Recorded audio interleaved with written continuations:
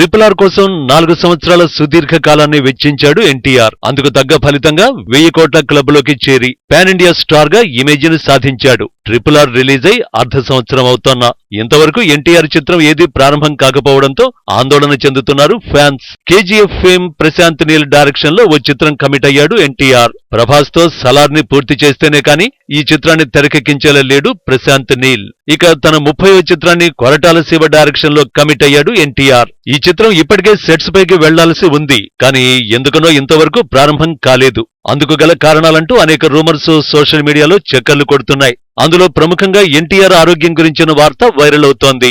ఎన్టీఆర్ కి back pain రావడం వల్ల ఇబ్బంది పడుతున్నాడని, ఆ ట్రీట్మెంట్ కోసం మరికొంతకాలం షూటింగ్ వాయిదా తప్పదని అంటున్నారు. అయితే ఇందులో నిజం లేదని ఎన్టీఆర్ సన్నిహితుల కథనం. కొరటాల శివ ఇంకా స్క్రిప్ట్ వర్క్ పూర్తి చేయలేదని, పక్కా స్క్రిప్ట్ రెడీ అయిన తర్వాతే షూటింగ్ స్టార్ట్ అవుతుందని చెబుతున్నారు.